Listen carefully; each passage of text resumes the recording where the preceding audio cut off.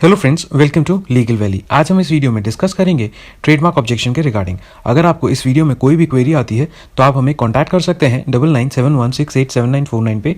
आप अपनी क्वेरी को हमें व्हाट्सएप भी कर सकते हैं 8285813764 पे। सो आइए डिस्कस करते हैं ट्रेडमार्क ऑब्जेक्शन के वेरियस ग्राउंड्स के बारे में और रीजंस के बारे में जिसकी वजह से आपकी ट्रेडमार्क एप्लीकेशन पे ऑब्जेक्शन रेज किया जाता है ट्रेडमार्क डिपार्टमेंट के थ्रू। सो आइए डिस्कस करते हैं।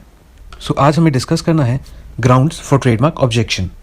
सो बेसिकली दो ट्रेडमार्क ग्राउंड्स होते हैं ऑब्जेक्शन रेज करने के लिए। जो पहला होता है वो होता है सेक्शन 9 का, दूसरा होता है सेक्शन 11 का। जैसे कि आप यहाँ पे देख सकते हैं सेक्शन 9 की हेडिंग होती है absolute ground of refusal for registration and section 11 की होती है relative ground of refusal for registration. Section 9 जो होता है वो कंप्लीटली एग्जामिनर के ओपिनियन के ऊपर बेस होता है जिसकी वजह से आपको ऑब्जेक्शन रेज किया जाता है। 9 जो होता है सेक्शन वो further section 91A and section 91B के अंदर बाइफरकेटेड है। सेक्शन 11 जो होता है वो आपका बाइफरकेटेड होता है 11(1)A एंड 11(1)B के ऊपर। और ये जो सेक्शन 11 का ऑब्जेक्शन रेज किया जाता है ये किसी अर्लियर अप्लाइड और रजिस्टर्ड ट्रेडमार्क के बेस पे रेज किया जाता है। सो आइए डिस्कस करते हैं और अदर रीजन जिसकी वजह से ट्रेडमार्क ऑब्जेक्शन रेज किया जाता है।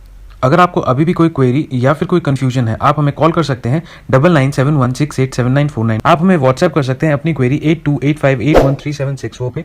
आप हमें ईमेल भी कर सकते हैं अपनी क्वेरी official@legalvalley.in के ऊपर। आप और इन्फॉर्मेशन के लिए हमारी वेबसाइट को भी विजिट कर सकते हैं www.legalvalley.in। सो हमारे मन में एक क्वेश्चन आता है कि होता क्या है जब हम ऑब्जेक्शन का रिप्लाई दे देते हैं। तो जब भी हम ऑब्जेक्शन का रिप्लाई देते हैं तो उसका जो प्रोसेसिंग टाइम होता है वो होता है 20 से 30 डेज का। मतलब आपकी एप्लीकेशन को डिपार्टमेंट प्रोसेस कर लेता है एवरेज 20 से 30 डेज के टाइम के अंदर। और इसका आउटकम जो आप अपना रिप्लाई देते हैं उसका आउटकम क्या हो सकता है, अगर जो आपका एग्जामिनर होता है वो सेटिस्फाई हो जाता है आपके रिप्लाई से तब उस केस के अंदर वो आपको एक्सेप्टेंस का ऑर्डर पास करके दे देता है। और अगर जब एग्जामिनर को फर्दर कोई और डाउट रहते हैं जो कि वो अनक्लियर्ड होते हैं उस केस में वो आपकी एप्लीकेशन को ready for show cause hearing में डाल देता है। पर इसका मतलब कहीं पर भी ये नहीं होता कि वो आपकी एप्लीकेशन को रिफ्यूज़ कर दे। So there is no refusal in it. So कभी भी एग्जामिनर आपकी एप्लीकेशन को ऑब्जेक्शन की स्टेज पे रिफ्यूज़ नहीं करता। सो आइए डिस्कस करते हैं आगे ट्रेडमार्क ऑब्जेक्शन से रिलेटेड क्वेश्चंस को। सो आइए डिस्कस करते हैं कुछ ऐसे अदर रीजंस को जिसकी वजह से ट्रेडमार्क ऑब्जेक्शन रेज किया जाता है। सो पहला, जब भी आप अपना फॉर्म सबमिट करते हैं अगर उसके अंदर एप्लीकेंट से रिलेटेड डिटेल्स इनकम्प्लीट होती हैं तो ये रीज़न बन सकता है ट्रेडमार्क ऑब्जेक्शन आने का। जब आपने अपनी ट्रेडमार्क एप्लीकेशन फॉर्म TMA को सबमिट किया और उसके अंदर आपने बाय मिस्टेक कोई स्पेलिंग मिस्टेक कर दी या क्लरिकल एरर जिसको बोला जाता है उस केस के अंदर भी आपका ट्रेडमार्क ऑब्जेक्शन इशू कर दिया जाता है। आपने अपनी फाइल के अंदर जो अपनी गुड्स की डिस्क्रिप्शन या सर्विस की डिस्क्रिप्शन दी है वो अपनी क्लास को कंसिडर करते हुए नहीं दी, उस केस में भी ट्रेडमार्क ऑब्जेक्शन रेज किया जाता है।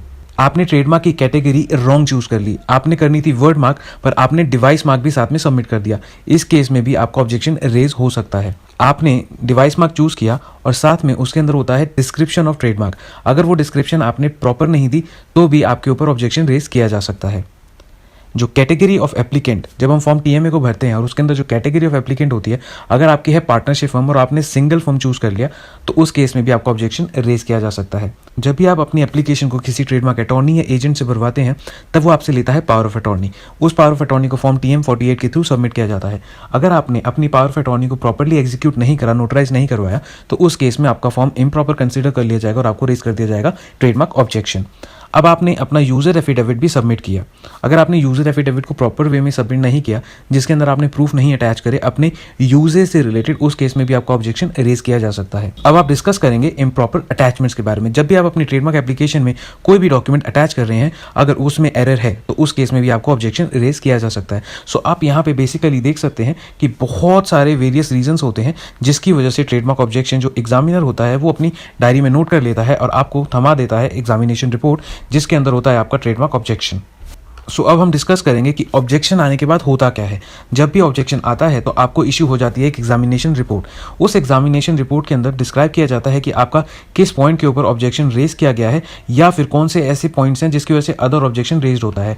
जो आपका ऑब्जेक्शन अगर नॉर्मल ऑब्जेक्शन है तो वो सेक्शन 9 या सेक्शन 11 के अंदर फॉल करेगा और जो आपका अदर ऑब्जेक्शन होता है वो आपको भरना होता है फॉर्म TMM विद फीस के साथ में। अब हम देखेंगे कि जब आपका ऑब्जेक्शन रेज किया जाता है तो उस एग्जामिनेशन रिपोर्ट में एक टाइम फ्रेम दिया जाता है। सो वो टाइम फ्रेम होता है आपके रिप्लाई सबमिट करने का जो कि होता है at present within 30 days from the date of issuance of examination report. अब हम डिस्कस करते हैं type of objection. Objection basically दो टाइप के होते हैं। जो पहला टाइप होता है वो आपका होता है नॉर्मल ऑब्जेक्शन, जो कि कवर होता है अंडर सेक्शन 11 या फिर सेक्शन 9 के अंदर। इन दोनों सेक्शन के अंदर ये कवर कर लिया जाता है नॉर्मल ऑब्जेक्शन। सेकेंड ऑब्जेक्शन आपका होता है अदर ऑब्जेक्शन, जिसको अंदर आपको अपनी अदर क्लरिकल मिस्टेक्स या फिर जो आपकी ट्रेडमार्क एप्लीकेशन से रिलेटेड मिस्टेक्स हैं उनको सबमिट करना होता है फॉर्म TMM के साथ में।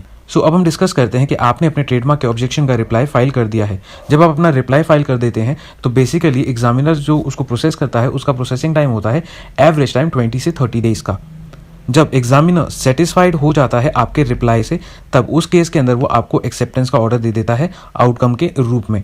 और मान लीजिए अगर एग्जामिनर को अभी भी कोई डाउट है तो वो उस केस के अंदर आपको ready for show cause hearing का नोटिस थमा देता है। अब मान लीजिए एग्जामिनर ने आपको एक्सेप्टेंस का ऑर्डर दे दिया है, सो उसके हम प्रोसेस को समझते हैं क्या होता है। जब भी एग्जामिनर आपको एक्सेप्टेंस का ऑर्डर देता है उसके बाद आपकी एप्लीकेशन पब्लिकेशन के लिए चली जाती है जर्नल के अंदर, और उस टाइम पे आपकी एप्लीकेशन का स्टेटस या तो एक्सेप्टेड एंड एडवर्टाइज हो जाता है या फिर एडवर्टाइज बिफोर एक्सेप्टेंस आता है। अब इस पीरियड में जब वो एप्लीकेशन आपकी एडवर्टाइजमेंट में चली जाती है तो वो एडवर्टाइजमेंट में रहती है 120 डेज के अंदर, जिसके अंदर जो ऑब्जेक्शन है पब्लिक भी अपना रेज करती है और उसको बोला जाता है ऑपोजिशन। अब जैसे ही आपका ये पीरियड 120 डेज का कवर होता है, जैसे ही आपका 120 डेज का ये पीरियड कवर होता है उसके बाद 0 से 60 डेज का आपका प्रोसेसिंग टाइम स्टार्ट हो जाता है, जिसके अंदर जो आपका सर्टिफिकेट ऑफ रजिस्ट्रेशन है ट्रेडमार्क एप्लीकेशन का वो आ जाता है। ये पीरियड 0 से 60 डेज के अंदर कभी भी कंप्लीट हो सकता है। अब मान लीजिए एग्जामिनर ने आपकी एप्लीकेशन को शो कॉज हियरिंग में कन्वर्ट कर लिया, उसके बाद क्या होगा, आपको एक हियरिंग डेट दे दी जाएगी जो कि डिपार्टमेंट आपको ईमेल के थ्रू नोटिफाई कर देगा। अब उसके बाद मान लीजिए हियरिंग पे क्या होगा, हियरिंग पे आपका आएगा आउटकम। अगर रजिस्ट्रार आपके रिप्लाई से सेटिस्फाई हो जाता है हियरिंग के अंदर, वो आपको उस दिन हियरिंग में देगा एक्सेप्टेंस का ऑर्डर। और मान लीजिए अगर रजिस्ट्रार अभी भी सेटिस्फाई नहीं होता जो आपने रिप्लाई फाइल किया है अपनी हियरिंग के टाइम पे, तो वो आपको एक रिफ्यूजल का ऑर्डर दे देगा और आपकी एप्लीकेशन को रिजेक्ट कर देगा। अगर आपको अभी भी कोई क्वेरी या फिर कोई कंफ्यूजन है, आप हमें कॉल कर सकते हैं 9971687949 पे। आप हमें व्हाट्सएप कर सकते हैं अपनी क्वेरी 8285813764 पे। आप हमें ईमेल भी कर सकते हैं अपनी क्वेरी official@legalvalley.in के ऊपर। आप और इन्फॉर्मेशन के लिए हमारी वेबसाइट को भी विजिट कर सकते हैं www.legalvalley.in।